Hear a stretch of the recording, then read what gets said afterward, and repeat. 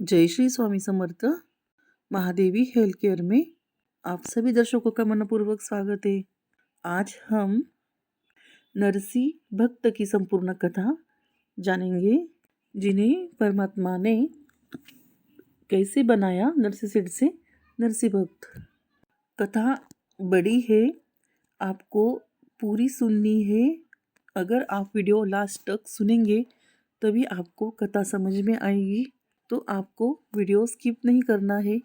और आप मेरे चैनल पर नए हो तो चैनल को सब्सक्राइब कीजिए, इससे मुझे और वीडियो बनाने के लिए मोटिवेशन मिलता है। और वीडियो को लाइक कीजिए और अपने फ्रेंड सर्कल में ज़्यादा से ज़्यादा वीडियो शेयर कीजिए, ताकि दूसरों को भी इसका फ़ायदा मिल सके। तो चलिए कथा को शुरुआत करते हैं। भारत संतों भक्तों की भूमि रही है, जहाँ बड़े बड़े भक्त हुए हैं। कोई श्री राम का भक्त रहा तो कोई कृष्ण भक्त रहा, तो कोई श्री विष्णु, श्री शिव, श्री दुर्गा, ज्योति, निरंजन, काल ब्रह्मा का भक्त रहा, तो बहुत से पूर्ण परमात्मा कबीर साहब के भक्त रहे।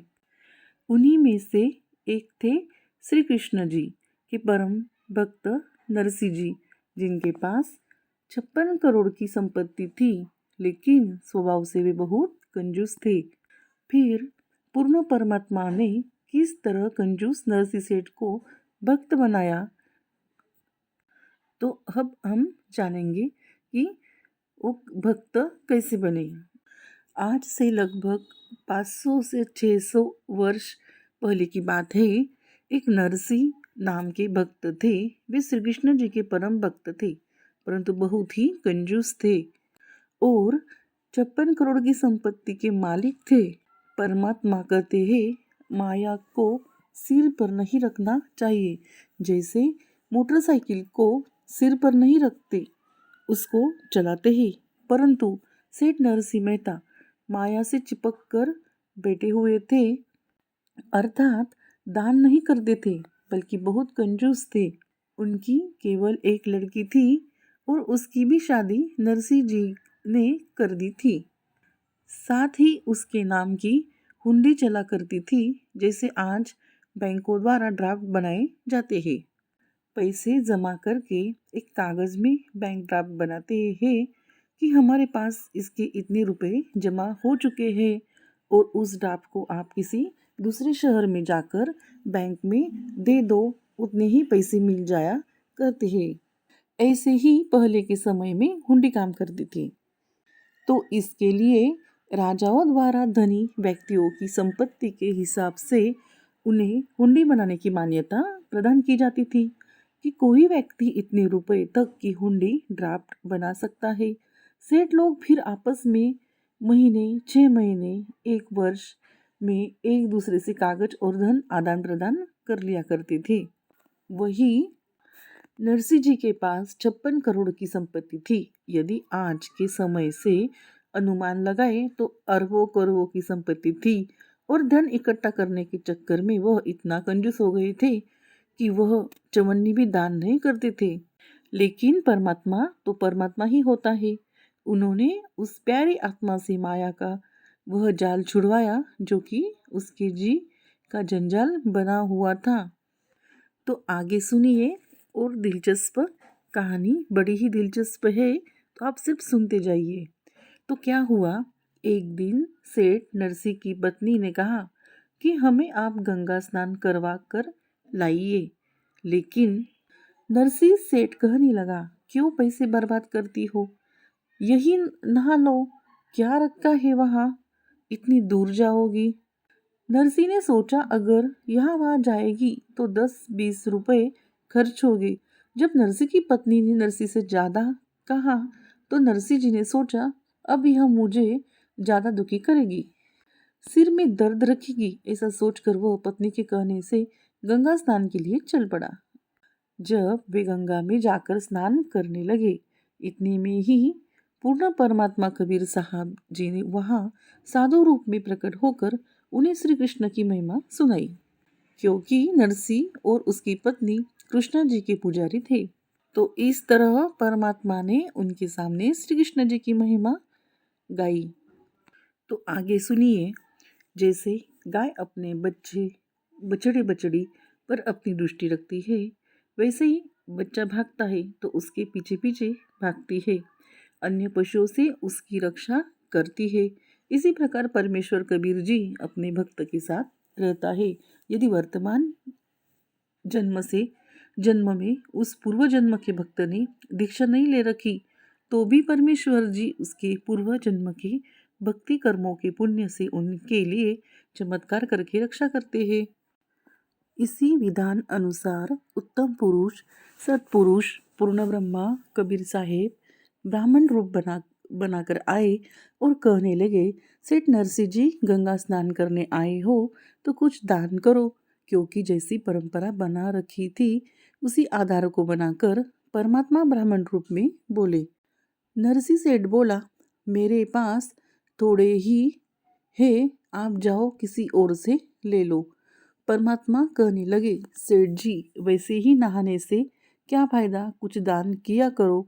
नरसिंह की पत्नी कहने लगी, दे दो ना, 1 या 2 रुपए दान ब्राह्मण को। नरसिंह ने अपनी पत्नी से कहा, नहा ले चुप करके, यहाँ तक ले आया, यह कम कम थोड़े ही, यही बड़ी बात समझ तू, पैसे दान कर दे। पैसे कहाँ से आते हैं, मैं यहाँ ज़्यादा पैसे थोड़ी लेकर आया था। अंत में भगवान ने कहा, 8 आने दे दे। नरसिंह बोला, मेरे पास 8 आने भी नहीं है। भगवान ने बोला, 4 आने का तो कर दो दान।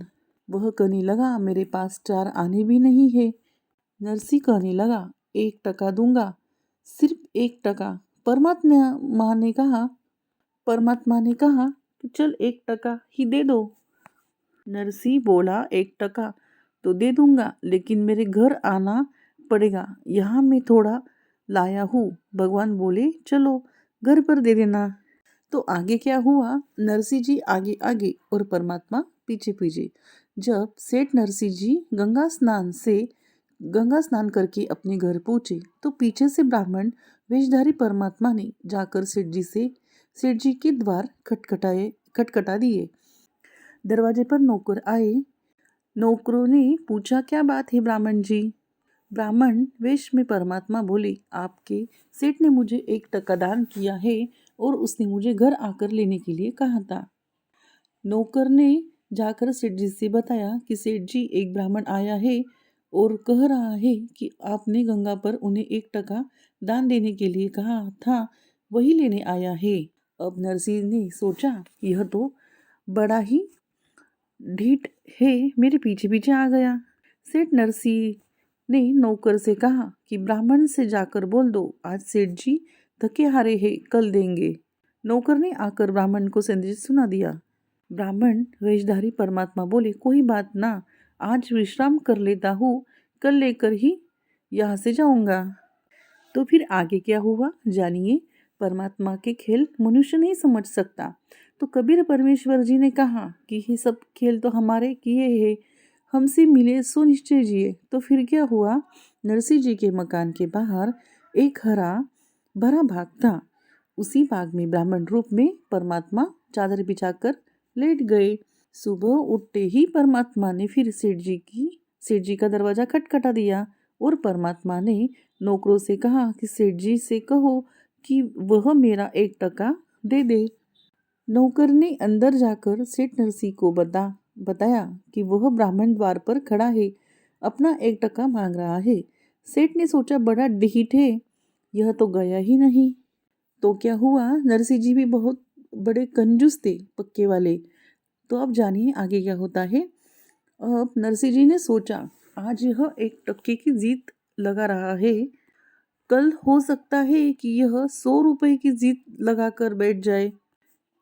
तो इसको तो मौका मिल गया, इसका काम कर देता हूँ, नहीं तो आगे फिर दुखी करेगा। नौकर से नरसिंह सेठ ने कहा, ब्राह्मण से कह दो कि हमारे सेठ जी सफर से आए थे, इसलिए बुखार हो गया है, और जब ठीक हो जाएंगे तब आपका 1 टका दे देंगे। ब्राह्मण ने कहा, बार बार तो नहीं आया जा सकता, तो कोई बात ना, 1-2 दिन के लिए मैं इंतज़ार कर लेते हैं। तो अब मैं पैसे लेकर ही जाऊंगा। परमात्मा दिन में घूम फिर आए और शाम को आकर सेठ जी के बाग में लेट गए। तो नरसिंह जी ने एक दिन देखा, 2 दिन, 3 दिन देखा, फिर नौकर से पूछा कि वह गया कि यहीं पर है। नौकर कहने लगे कि वह तो यही सामने बाग में बिस्तर लगाए बैठा है और कह रहा था कि बार बार तो नहीं आया नहीं जाता, अब लेकर ही जाऊंगा। तो क्या हुआ आगे? अब नरसिंह सेठ जी ने सोचकर कहा कि ब्राह्मण से कह दो कि सेठ जी बीमार थे, उनकी मौत हो गई। नौकरी ने जाकर ब्राह्मण रूपी परमात्मा को बताया कि हमारे सेठ जी बीमार थे, जिससे उनकी मृत्यु हो गई। ब्राह्मण रूप में आए परमात्मा ने कहा, यह तो बड़े दुख की बात है। सेठ जी बेचारे गंगा स्नान करके आए थे। फिर भगवान बोले, कोई बात नहीं, यह तो मरना जीना लगा रहता है, मृत्यु तो हो गई है, तो अब मैं सेठ जी की अंतिम संस्कार कराकर ही जाऊंगा। नौकर ने नरसिंह सेठ को आकर बताया कि ब्राह्मण तो बोल रहा है कि मैं अंतिम संस्कार कराकर ही जाऊंगा। तो नरसिंह जी ने कहा कि तुम लकड़ी ढोना शुरू कर दो, शायद उसके समझ में आ जाए कि वास्तव में मैं मर गया। तो नौकरों ने लड़कियां ढोना शुरू कर दिया। विचार करने वाली बात है कि यदि शहर नगर का इतना बड़ा धनी सेठ मर जाए तो पूरा शहर इकट्ठा हो जाया करता है, लेकिन सेठ जी ने अपनी अल्पबुद्धि से परमात्मा जो पल पल की जानने वाला है उसे भगाने के लिए यह तरकीब लगाई। सूक्ष्म वेद में परमेश्वर के विषय में कहा गया है, कबीर अंतर्यामी एक तू आत्म के आधार, जो तुम छाड़ो हाथ तो कौन उतारे पार। तो आगे जानिए, वहां पर वह 4 नौकर लकड़ी ढो रहे हैं। जब नौकरों ने लकड़ी ढोली तो नरसिंह जी ने पूछा कि वह गया या नहीं। नौकर ने बताया कि वह भी एक लकड़ी हाथ में उठाए हुए और शमशान घाट की तरफ जाने को तैयार है। अब नरसिंह जी ने कहने लगे तुम मेरी नकली अर्थी जनाजा तैयार करो। उसमें सेठ जी लेट गए और जनाजे को लेकर 4 नौकर चल पड़े। सेठ नरसिंह जी ने नौकरों से बोला कि तुम लोग आगे मत लगाना। सेठ जी को नौकरों ने चिता के ऊपर रख दिया। तब परमात्मा ने कंधे पर उठाई लकड़ी को नीचे डाल दिया और सेठ जी से कहा कि आप तो एक टके पर जान देने जा रहे हो। तो इस तरह नरसिंह जी उस अर्थी पर जाने के लिए तैयार हो गई और अपने नौकरों से बोले कि आप आग मत लगाना, लेकिन मैं उस पर नकली अर्थी जनाजा तैयार करो और मैं इस पर लेट जाता हूँ। और भगवान उनको बोले कि आप अपनी जान देने के लिए तैयार हो गए। तो चलिए, आगे बहुत कहानी दिलचस्पी है, लेकिन वीडियो बहुत बड़ा हो रहा है, इसलिए मैं इसको मैं एक भाग में रखती हूँ और दूसरा भाग वीडियो का जल्दी ही अपलोड करूँगी। तो आप सभी की आशीर्वाद से मेरे इस YouTube के नए चैनल की तरक्की हो। आप सभी मेरे चैनल को सब्सक्राइब कीजिए, लाइक कीजिए और मुझे और मोटिवेशन कीजिए और वीडियो बनाने के लिए। तो फिर मिलते हैं इसके दूसरे भाग में। मैं दूसरा वीडियो बनाऊंगी क्योंकि कहानी बहुत बड़ी हो गई। तो आगे सुनने के लिए आप तैयार रहिए। जय श्री स्वामी समर्थ। फिर मिलते हैं अगली वीडियो में।